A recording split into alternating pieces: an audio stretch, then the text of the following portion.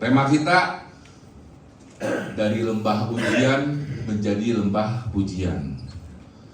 From the valley of testing to the valley of worship, itu bahasa Cipanasnya. Tahun keputusan di tahun 2026 ini, dan saya yakin dan percaya semua dari kita, termasuk saya pribadi, menjadi tahun yang seharusnya membuat kita lebih bertumbuh dan lebih berbuah ya. Dari lembah ujian 2025, 2026 sekarang menjadi lembah pujian, dan kita harus satu frekuensi dulu ya Bapak Ibu ya. Lembah ujian menjadi lembah pujian bukan berarti dari miskin menjadi kaya, bukan seperti itu.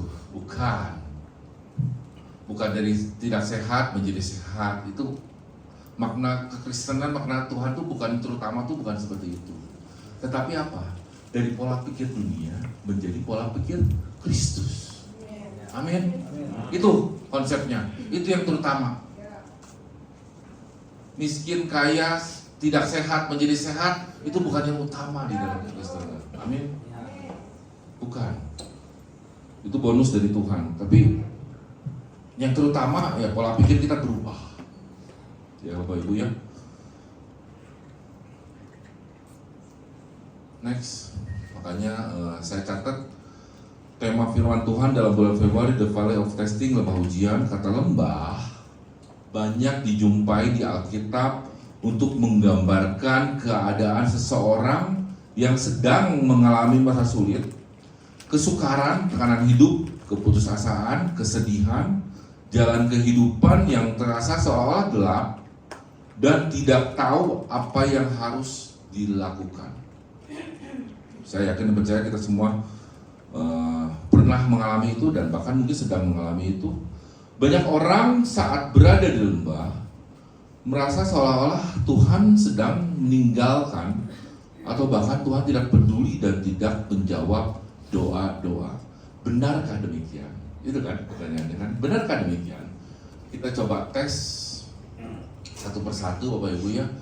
Kita yakin dan percaya semua di firman Tuhan, nabi, raja dan rasul itu semua bertransformasi. Amin. Kita semua harus bertransformasi Bapak Ibu. Harus bertransformasi. Ada yang tidak bertransformasi, semua bertransformasi. Dari zaman Nuh, taat setia sama Tuhan, taat dan setianya selama 100 tahun loh kurang lebih membangun bahtera itu. Pada saat sekelilingnya mencibirnya, menganggap dia aneh, tapi dia tetap membuat bahtera. Sama seperti kehidupan kita selama ini. Kita rajin ke gereja, kita baca firman Tuhan. Mungkin ada rekan kita, teman kita di lingkungan kita yang ngajak kita main dan sebagainya, tapi malahan kita komsel dan sebagainya. Kita memilih untuk menyenangkan Tuhan. Nggak mudah Bapak Ibu.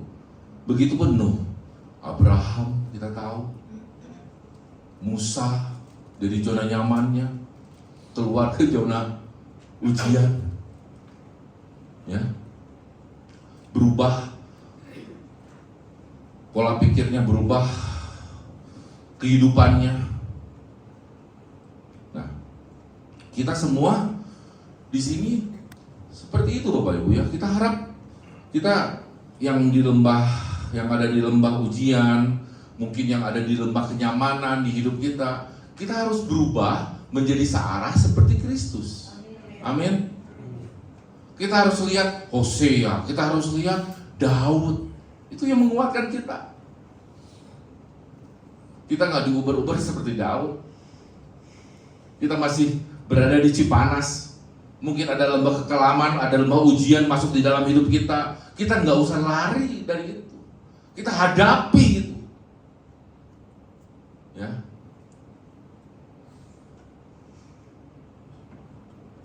Kita harus seperti Musa dan Yosua membereskan perintah Tuhan terhadap hidup kita. Amin. Jangan sampai Moab doang kiranya. Kita harus sampai Kanaan. Amin. Dari Kanaan kita sampai mana? Salib Kristus. Itu tujuan hidup kita. Kebanyakan dunia tujuan hidupnya supaya kita apa? Supaya kita diberkati, punya rumah mewah dan lain sebagainya. Tapi tujuan hidup orang Kristen salib Kristus. Amin. Kita bayar harga. Seperti terdahulu nabi-nabi dan rasul-rasul, kita bayar harga, Bapak Ibu. Rasul Matius dari seorang penjala ikan bertransformasi menjadi bapak gereja mula-mula. Nah, kita sekarang di sini bertransformasi dari warga kerajaan dunia menjadi warga kerajaan Tuhan. Amin. Tepuk tangan dong untuk Tuhan. Yang hidupnya biasa-biasa saja, yang banyaknya di zona nyaman, kita belajar untuk masuk ke kerajaan Tuhan. Ya. Kita belajar seperti Rasul Paulus yang sudah nyaman setelah ketemu Tuhan, akhirnya menjadi saksi Kristus. Ada ngeluh Rasul Paulus? Enggak mengeluh.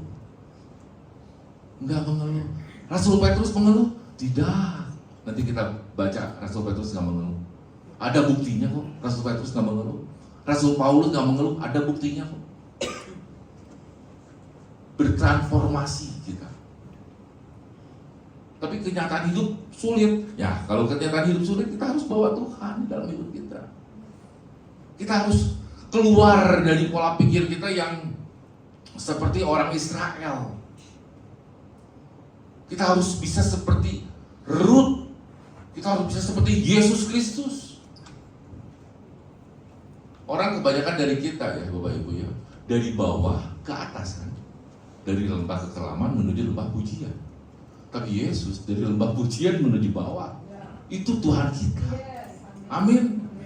Berbeda dengan Tuhan-Tuhan yang lain, sangat berbeda. Tuhan kita dari atas menuju bawah. Merendahkan dirinya, merendahkan hatinya. Nah begitu pun kita harus, kalau mau serupa dengan Kristus, kita dari atas harus turun ke bawah. Dari bawah harus bisa ke atas. Menyenangkan Tuhan. Supaya banyak orang akhirnya lebih banyak mengenal Tuhan. Puji Tuhan, saya udah ngomong ke Pak Amdi juga, Cianjur juga, di bulan Februari ada Komsel Ciranjang khusus kayak ibadah kedua di sore hari. Kenapa? Karena mereka beranggapan begini, suami kita nggak pada ke gereja, tolong dong bawa suami-suami kita akhirnya ke gereja. Puji Tuhan, ada 10 keluarga akhirnya mau ibadah. 10 keluarga, tepuk tangan dong untuk Tuhan. Dulu waktu kita jemaat Cianjur ke Ciranjang, mau ngapain ini? Apa sih yang udah Tuhan suruh buat kita? Hampir setahun 6 bulan, akhirnya puji Tuhan ada komsel ibadah sore lah ibaratnya. Yang kedua. Dan mereka senang, puji Tuhan ya, akhirnya ada Rock Ministry Cianjur yang peduli terhadap keluarga di Ciranjang. Nah itu loh, Bapak Ibu ya. Jadi kalau kita belajar bersama dengan Tuhan, pasti Tuhan bukakan jalan-jalan bagi kita. Apa sih buktinya? Ada pernah udah setahun yang lalu lebih lah. Koking, apa buktinya sih bahwa Tuhan tuh ada bersama kita? Apakah Tuhan tuh nyata bersama kita? Apakah itu Rasul Petrus, Rasul Paulus di Perjanjian Baru tuh, apakah itu karangan? Apakah mungkin Koking berubah dari lembah kekelaman menjadi lembah pujian? Itu karena kedewasaan umur kita. Kadang kita begitu ya. Mungkin karena kamu udah dewasa. Pakai logika terus. Manusia kan begitu. Senangnya pakai logika. Ada hal-hal tuh pakai logika terus. Yuk mari kita buka di 1 Korintus 15 ayat 6, tolong. 1 Korintus 15 ayat 6. Moment.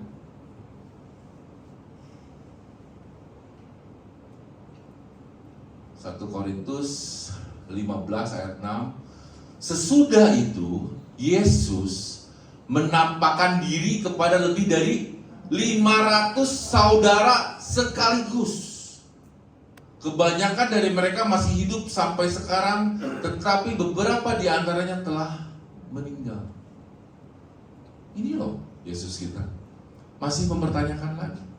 Kalau Bapak Ibu lagi di lembah kekelaman, masih bertanya lagi, apakah Tuhan saya bisa lepas dari lembah kekelaman? Wey, Yesus sudah bangkit dari matinya, sudah menang melawan maut. Kita anak-anaknya Tuhan pasti bisa menang melawan maut. Amin. Pasti bisa Bapak Ibu keluar dari dosa-dosa yang setiap hari kita lakukan atau tidak sadar kita lakukan, kita bisa. Seperti itu. Lawan kenajisan, lawan hal-hal yang membuat kita mundur di dalam hidup kita. Amin. Anak-anak muda, lawan kemalasan-kemalasan kita, lawan kesombongan kita. Selalu yang utamakan Yesus. Yesus dari atas turun ke bawah. Kita pun harus seperti itu. Keluar dari zona-zona nyaman kita. Hal-hal yang memabukkan kita. Bukan hanya minuman ya, tapi kenyamanan pun kita harus keluar dari situ. Dan kita harus percaya bahwa Yesus sudah ada, sudah bangkit. Bahkan sejarawan Romawi Tacitus dan Josephus pun bilang, menulis bahwa Yesus telah disalibkan dan bangkit. Sejarawan Romawi itu orang anti Kristen ya. Dia nggak ada kepentingan loh untuk menulis tentang Yesus disalib, nggak ada kepentingan. Tapi mereka tuliskan. Kenapa? Karena kejadian itu nyata, real. Maka dari itu nggak ada alasan buat kita kembali ke itu. Mulmet kembali ke itu. Nggak ada alasan buat kita untuk meninggalkan Tuhan di dalam hidup kita. Maka dari itu, selama kita masih di lembah kekelaman, kita harus berusaha keluar supaya Kristus hidup di dalam hidup kita. Ya. Saya yakin dan percaya kita mampu ya. Amin. Yang dari lembah ujian menuju lembah pujian. Lembah ujian itu untuk mendewasakan kita. Jangan lari ya Bapak Ibu ya. Kalau kita ada masalah, seringkali kita lari. Di Mariwati nggak ada Bu Ai. Adanya hanya di Cianjur. Sering lari. Saya nggak mau ke gereja ya karena ada seseorang yang kita nggak suka dan sebagainya. Jadi lembah ujian yang di depan mata kita lari. Ternyata lembah ujian kan untuk mendewasakan kita ya. Di 1 Petrus 4 ayat 12, saudara-saudara yang kekasih, janganlah kamu heran akan nyala api siksaan yang datang kepadamu sebagai ujian, seolah-olah ada sesuatu yang luar biasa terjadi atas kamu. Janganlah kamu heran bahwa ujian bukan kejutan untuk membuat kita terheran-heran akan kesengsaraan yang tiba-tiba kita dapatkan, tetapi merupakan ujian dari perjalanan iman mengikut Kristus. Nyala api siksaan, api digunakan untuk memurnikan emas dan perak. Api siksaan bukan untuk menghancurkan hidup kita, tetapi untuk memurnikan hidup kita. Amin. Bapak Ibu, kita harus sadar, perjanjian baru itu ditulis semuanya setelah Yesus bangkit. Wow. Setelah Yesus bangkit. Injil perjanjian baru itu setelah Yesus bangkit. Tahun 33 Masehi Yesus disalibkan, antara 33 dan 34 Masehi, dan kitab Petrus ini rata-rata di Injil itu rata-rata di 18 tahun setelah kematian Yesus, setelah Yesus disalibkan dan bangkit. Jaraknya hanya 18 tahun sampai 20 tahun Bapak Ibu. Dan orang-orangnya yang menulis ini saksinya banyak. Pertanyaan saya, apakah kita masih menyaksikan bahwa Yesus telah bangkit? Kalau jaraknya 500 tahun mungkin kita masih ragu ya. 300 tahun kita masih ragu ya. Tapi kalau belasan tahun itu. Jadi Petrus ini bisa bicara seperti ini, kenapa? Karena dia tahu Yesus yang dia sembah hidup. Jadi ini kebenaran murni yang harus kita memang ikuti. Bukan hanya kita hafal, bukan hanya kita mengerti secara pola pikir doang, tetapi kita harus lakukan di dalam kehidupan kita. Permasalahannya yang membuat kita sulit berkembang, kita hanya mengerti firman, tapi kita enggak melakukan firman itu. Petrus pun menyangkal Yesus 3 kali. Ya. Kenapa? Biarpun melihat mujizat Tuhan, tapi mungkin yang di dalam pikirannya si Petrus, kebetulan. Ya. Melihat Yesus menyembuhkan, kebetulan mungkin. Tapi setelah melihat Yesus bangkit, Petrus langsung bilang, wah, radikal, berubah. Langsung dia khotbah di depan 3.000 orang. Dan 3.000 orang itu dipulihkan, bertobat, terima Tuhan Yesus. Amin. Nah, kita harus sadar bahwa firman Tuhan harus menjadi yang terutama di dalam hidup kita. Amin ya Bapak Ibu ya. Jadi Petrus sudah mengalaminya, kita yang tinggal baca, kita yang tinggal percaya, kita yang tinggal melakukan, harusnya bisa lebih luar biasa. Saya sangat rindu setelah mengikut Tuhan selama 10 tahun bersama istri saya. Dulu ujian-ujian yang kita lewati itu, ya kebanyakan kita ngeberesinnya dengan pola pikir pribadi masing-masing. Akhirnya bisa gak selaras? Enggak. Istri saya ke Bandung, saya ke Jakarta. Jadi membereskan masalahnya hanya dengan pola pikir secara rasional aja. Tapi setelah kenal Tuhan, belajar membereskan masalahnya dengan apa? Firman Tuhan. Tepuk tangan untuk Tuhan. Enak. Tujuannya sama. Akhirnya sama-sama kerajaan Tuhan.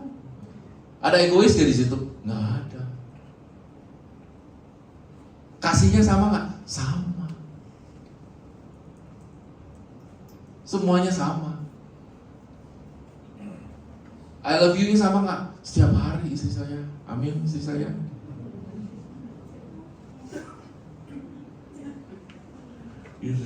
Jadi kita yang sudah belajar di lembah ujian, kita ngerti ya lembah ujian untuk mendewasakan kita. Amin ya Bapak Ibu ya. Kita belajar firman Tuhan untuk menjadikan yang terutama di dalam hidup kita. Saya yakin dan percaya kita mengerti dan kita tinggal melakukannya kok. Jadi kalau ada masalah di lembah ujian, ingat kata firman Tuhan, dengerin khotbah pendeta aja lah. Dengerin khotbah pendeta. Dengerin pujian penyembahan aja, dengerin pujian penyembahan. Masuk kok.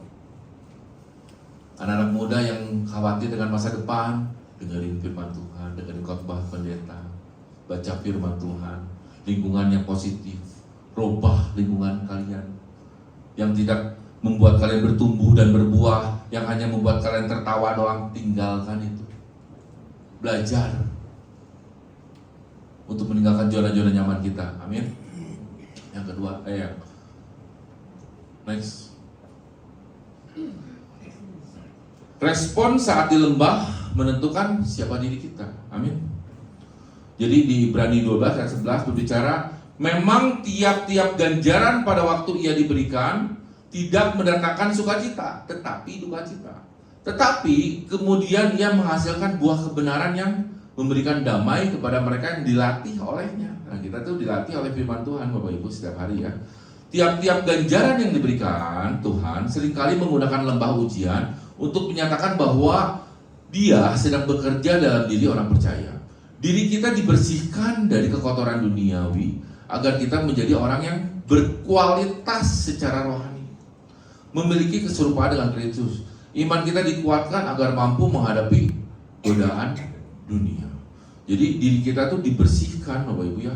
Kita respon kita tuh kalau kita udah mendapatkan ujian, respon kita harus kepada Tuhan, berdoa, dan kita pun harus belajar memaafkan, mengampuni apa yang sudah terjadi di dalam hidup kita. Respon kita tetap harus seperti itu, memaafkan, mengampuni, mengasihi. Bukan malahan kirim status di WA atau di IG, kemarahan kita luapkan, nggak ada gunanya Bapak Ibu. Kita nggak jadi berkat. Amin. Jadi berkat nggak? Enggak. Kita nggak mengampuni orang. Ini ada kejadian, bukan di Cipanas lagi. Terus terang bukan di Cipanas. Di Cipanas itu luar biasa. Saking luar biasanya saya tidak tahu apa-apa gitu. Tapi luar biasa lah Cipanas semuanya. Saya takut nanti Ibu Ai bawa anaknya lagi, 2 orang lagi. Jadi yang ada di bako. Jadi sering saya menghadapi orang-orang yang teraniaya atau apa, terus dibalasnya dengan pola pikirnya mereka sendiri, akhirnya bukan kedamaian dan sukacita yang didapat, bukan, kabur semuanya. Udah berapa kali kejadian seperti itu, sering saya lihat. Tapi kalau kita respon kita memberikan kasih, pengampunan, maaf, tangisan bareng-bareng, itu luar biasa. Mereka bilang, makasih kamu sudah menghadirkan Kristus dalam hidup kita. Iya, seperti itu. Apa sih gengsinya kita? Ego kita udahlah. Orang yang bersalah ke kita 100 kali pun kita maafkan aja. Maafkan. Ampuni. Tapi kok ini nggak membuat mereka berubah, katanya ya udah urusan mereka sama Tuhan. Yang penting respon kita memaafkan, memuji orang yang benar kita puji. Susahnya apa sih respon kita begitu? Salamin orang, kita responi semua orang. Apa sih ruginya? Kebetulan saya ada komsel anak muda juga di Ciranjang, bersama-sama orang Ciranjang juga. Mereka seneng. Oke, kenapa masih melayani kita? Kita kan orang kampung, orang lulusan SMP, SD, kan rata-rata lulusannya SD dan SMP ya, SD dan SMP. Nyambung gitu ngobrol sama kita katanya. Ya nyambung aja kata saya. Ya kan lulusan kuliah katanya. Ya saya pakai pola pikir Kristus biar saya nyambung sama kamu. Amin nggak? Tepuk tangan dong tuh. Kalau pakai pola pikir dunia saya nyambung nggak sama mereka? Nggak nyambung. Maka dari itu kalau Bapak Ibu dengan sesama nih, dengan jemaat nggak nyambung, nah cek diri kita, cek. Kayak ini kita bukan pakai pola pikir Kristus, pasti pakai pola pikir ego kita, ya.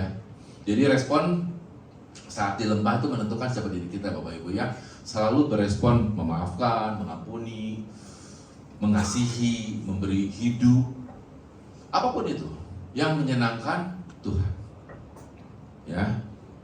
Itu sangat menentukan siapa diri kita di mata orang lain. Supaya kita mengerti, oh ini loh lembah pujian yang Tuhan sediakan. Jangan lembah pujiannya notabene uang banyak.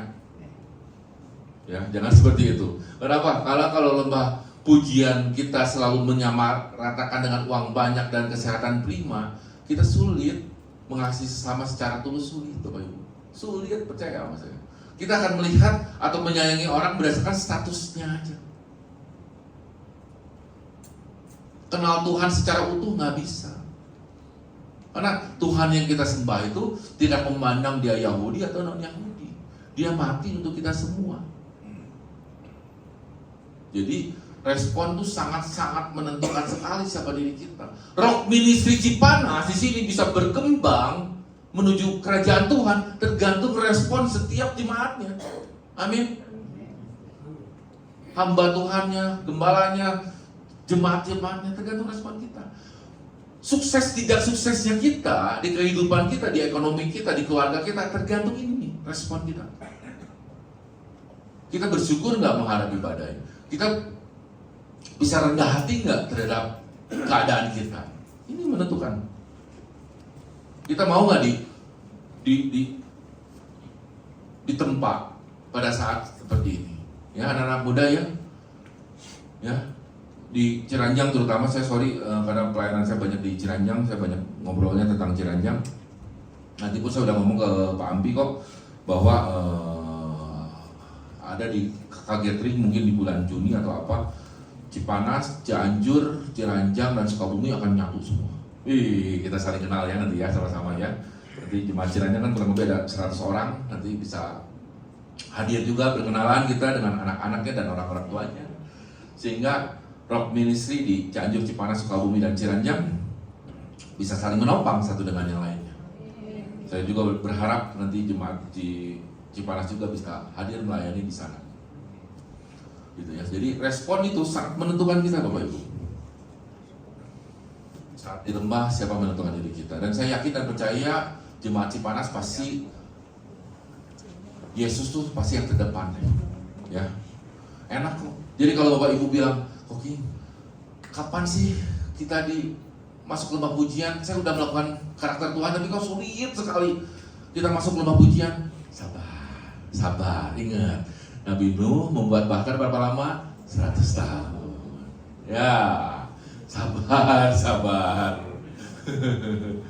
Rumah tangga kita menjadi sukacita berapa tahun? Saya aja sama istri lama, 3-5 tahun lembah kekelaman. Lama. Hah? Itu pernikahan kita 25 tahun. Lembah kekelamannya 3-5 tahun. Lama. Kesuksesan juga sama. Di ekonomi di ekonomi juga anak-anak muda. Saya baru punya mobil pertama 8 tahun. Lama. Kita harus sabar. Amin ya. Saya ngerti isi hati Tuhan 10 tahun saya beribadah kenal Yesus. Saya baru benar-benar mengerti isi hati Tuhan 3 tahun belakangan ini, Bapak Ibu. Dan rasanya wow. Tiap hari senyum. Muternya enggak, saya muternya 7 tahun. Saya nggak tegak-teguk seperti orang Israel 40 tahun lamanya, puji Tuhan. Saya tegak-teguknya 7 tahun aja. Ya, gitu.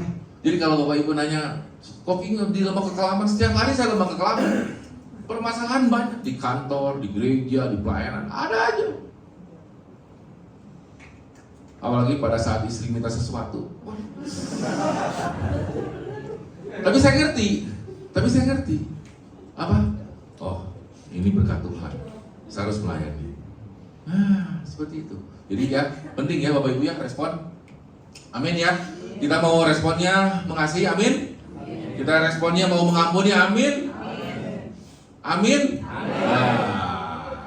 Responnya jangan iri hati lagi, amin. Seperti itu. Balik lagi. Pengen ujian terus. Dari lembah ujian menjadi lembah pujian. Lembah pujian yaitu lembah bersama dengan Tuhan. 1 Petrus 4 ayat 13 berbicara sebaliknya. Rasul Petrus bilang, bersukacitalah sesuai dengan bagian yang kamu dapat dalam penderitaan Kristus, supaya kamu juga boleh bergembira dan bersukacita pada waktu Ia menyatakan kemuliaan. Jika respon kita benar saat berada di lembah ujian, mengerti dan merasakan kesetiaannya, kasihnya, kemuliaannya, air mata yang tertumpah akan berubah menjadi mata air ucapan syukur, dan mulut kita akan penuh dengan pujian kepada Tuhan. Amin. Waktu Cianjur pertama kali pun, Bapak Ibu ya, mungkin yang jemaat Cipanas yang baru-baru mungkin nggak ngeh ya. Kita dari Cianjur tuh waktu ibadah pertama itu setahun pertama aman, tapi tahun kedua kita terusir Bapak Ibu. Terusir. Jadi kita dari Cianjur itu harus ke Cipanas tuh. Dulu bukan di sini, di Surya Indah. Kita yang dari Cianjur ke Surya Indah jam 8 pagi lagi ya Pak Kris, kalau nggak salah ibadahnya ya. Ya lupa lah saya, jam 8 jam 9 pagi. Jam 9 pagi. Dari Cianjur. Terus jemaat Cianjur banyak juga yang belum punya kendaraan. Ya Pak Kris tahu ya. Dulu saya dan Ko Michael, mobil lu buat berapa orang? 3, lu 5. Kadang sewa mobil lagi. Pergi ke Cipanas. Selama berapa tahun? Setahun ada Pak Kris? 2 tahun? Setahun ya? Setahun. Coba kalau nggak setia. Nggak ada tuh Lemprok Cianjur kayaknya. Bubar. Karena udah terusir Bapak Ibu. Dari jumlah jemaat kita waktu itu, jumlah jemaat Tuhan waktu itu 50-40, pindah ke Cipanas tuh jadi 20 kalau nggak salah. Jadi 30, saya lupa waktu itu. Turun lagi. Tapi puji Tuhan setelah diurus dengan warga sekitar, kita bisa balik ke kampung halaman kita, ke Lembah Kanaan.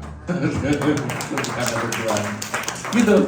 Asal apa? Responnya. Kita nggak marah-marah tuh waktu kita terusir. Kita tetap mengasihi. Malah kita memberi lagi. Memberi, banyak lah. Kalau memberi nggak usah disebut ya. Tapi pada saat penantian itu 1 tahun, Pak Ampi ini gimana?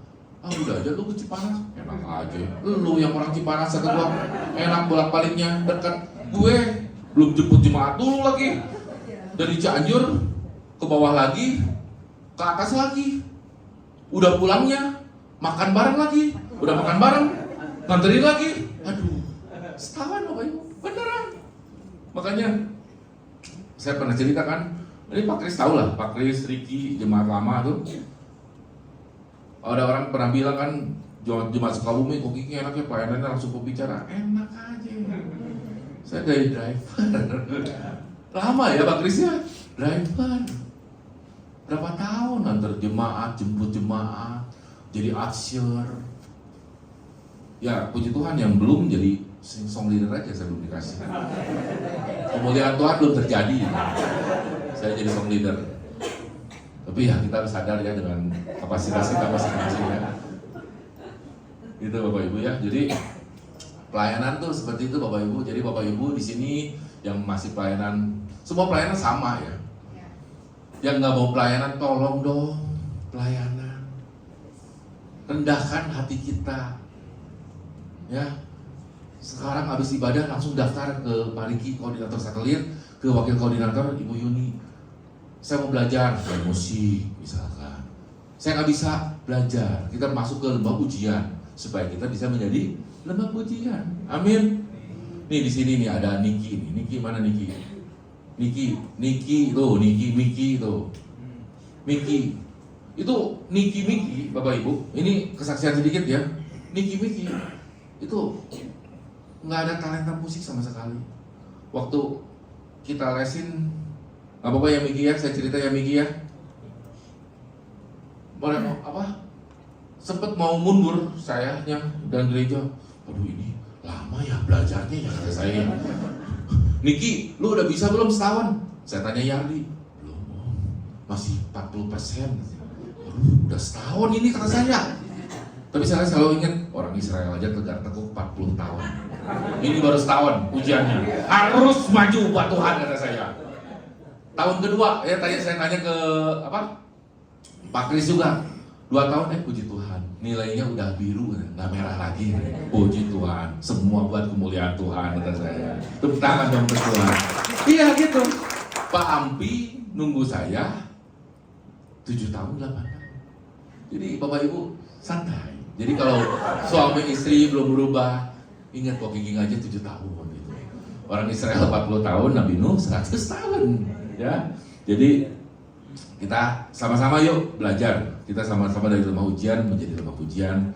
Dan saya yakin dan percaya semua jemaat dari Cipanas bisa luar biasa ya. Amin.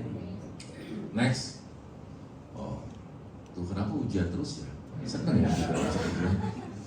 Hasil ujian di lembah, iman yang semakin bertumbuh. Pemuji-pemuji silakan ke depan.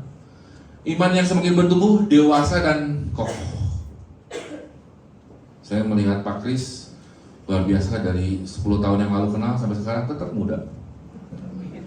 Bertambah teguh hidup dalam kebenaran sesuai firman Tuhan.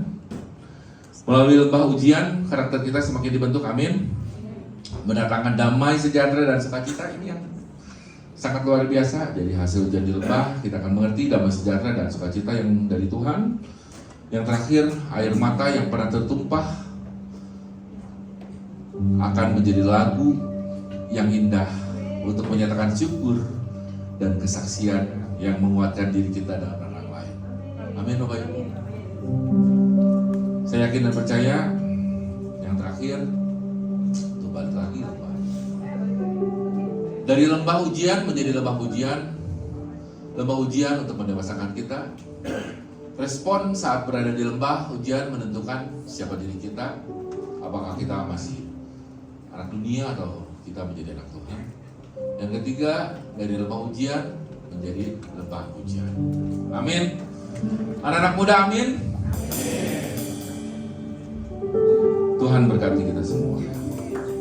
Tepuk tangan untuk firman Tuhan.